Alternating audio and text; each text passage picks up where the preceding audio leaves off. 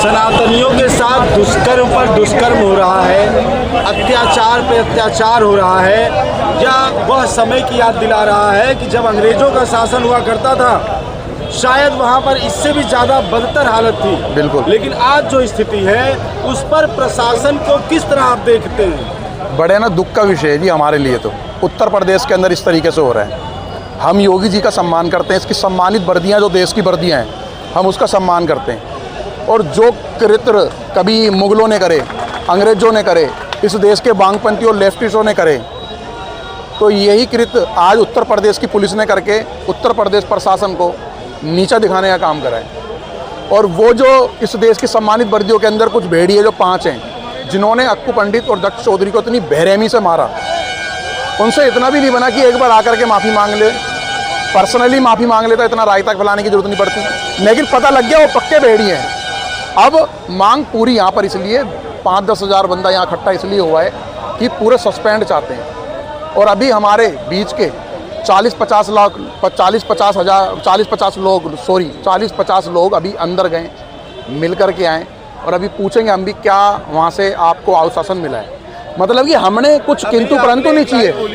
हाँ, कि हम प्रशासन का सम्मान करते हैं, बिल्कुल जी, देश की बिल्कुल।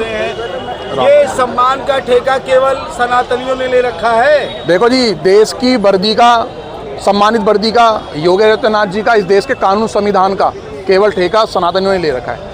इस देश के अंदर जो पार्टीशन के बाद में रुक गए ज्यादा मानसिकता के लोग, उनको कोई मतलब नहीं है, उनको अपने सरिया कानून से मतलब है। एक्शन क्यों नहीं? बिल्कुल होगा, एक्शन के लिए खड़े हैं यहाँ पर। और यहाँ पर कोई साधारण व्यक्ति नहीं खड़े, हर व्यक्ति के संग 100-100, 500, 1000 व्यक्ति हैं। आज आप कैलकुलेशन मारोगे ना अच्छे से कि किसके पीछे कितने व्यक्ति हैं, तो यहाँ पर 5 लाख आदमी इकट्ठा हुआ है। आज करोड़ों लोग देख रहे हैं। इस पर इस टाइम दूसरी खबर भारत की टॉप लेवल पे चल रही है, दक्ष चौधरी की चल रही है। कोई भी न्यूज उठा करके देखो। कर्मियों को कोई काम करना होता है तो इतनी भीड़ की आवश्यकता नहीं होती है। देखो, लेकिन वो यहाँ पर तो हम भीड़ दिखा करके आतंकवादी करने के लिए शायद भीड़ की आवश्यकता ना हो, लेकिन न्याय को मांगने के लिए भीड़ की आवश्यकता होती है। जो अन्याय हुआ है और वो न्याय हम लेने आए हैं और हम संविधान का सम्मान कर रहे हैं, इसलिए हम न्याय मांग रहे हैं। अन्यथा हम उन्हीं के बालक हैं जिन्होंने अन्याय करने वालों को जवाब दिया। एक बार आप इस तरफ एक बार कैमरा घुमाना, एक बार पत्रकार महोदय घुमाना। भाई साहब आप भी घुमाना जरा। ये सम्मानित वर्दी खड़ी हुई है भाई साहब। अगर किसी से भी 5-10 हज़ार लोगों में अगर किसी ने भी एक बार उंगली भी दिखा दी हो वर्दी को, किसी ने तू भी बोला हो, सर जी बाबूजी, इतना ही बोला खुद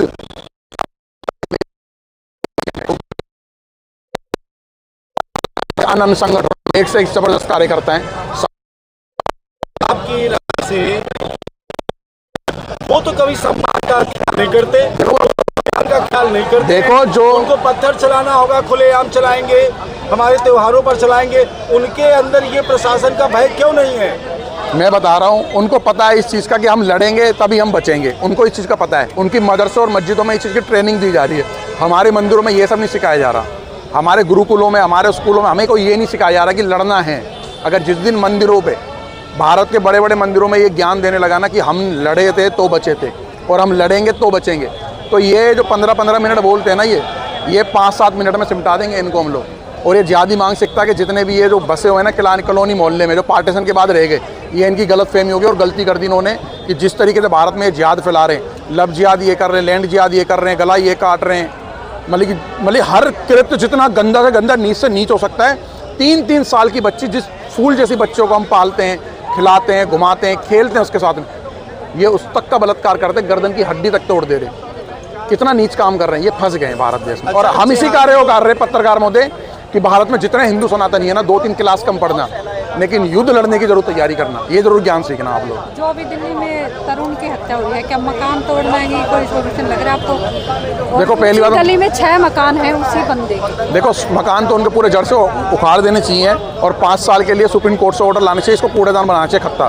तभी दूसरे जिहादियों को पता लगेगा भी अब तो भारत में फंस गए हम लोग।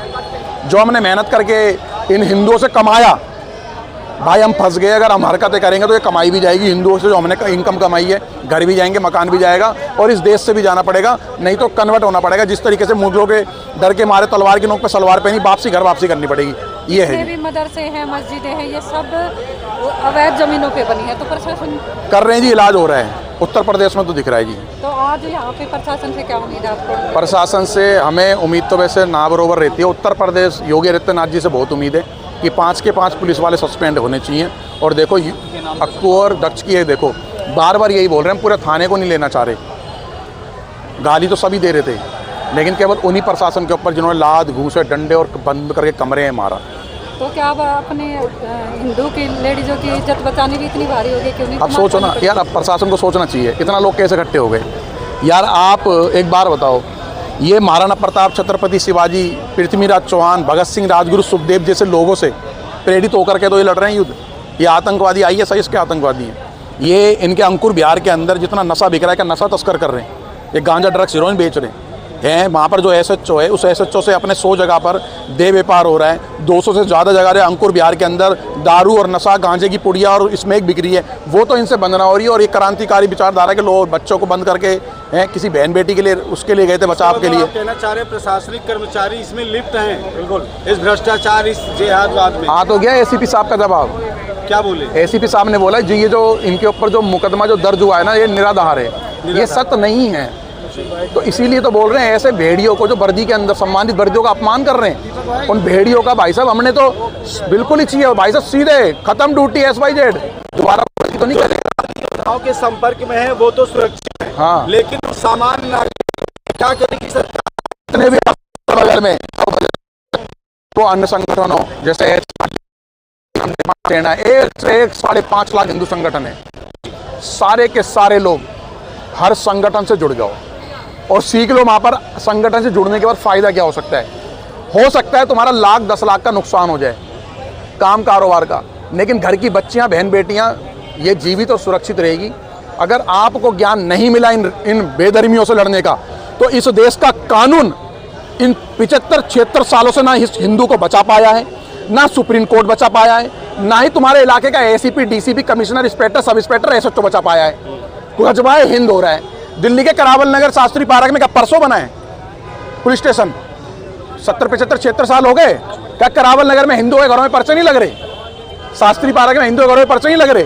मौजपुर मुस्तफाबाद में हिंदुओं के घरों में पर्चे नहीं लग रहे? खड्डा कॉलोनी में नहीं लग रहे? ये पुलिस आपको नहीं बचा पाएगी। इन्हें क्या करना है? इन्हें लॉ एंड ऑर्डर मेंटेन करना है। पहले जो सरकार होती थी, जो राजा होता था, उसकी सेना ही प्रजा की रक्षा करती थी। ठीक है, बहुत अच्छी बात, चाहे वो विदेशी हो, चाहे वो अंग्रेज हो। बिल्कुल। आज की डेट में ये प्रशासन के जो सैनिक हैं, इनका क्या रोल है? बहुत बड़ी गलती है।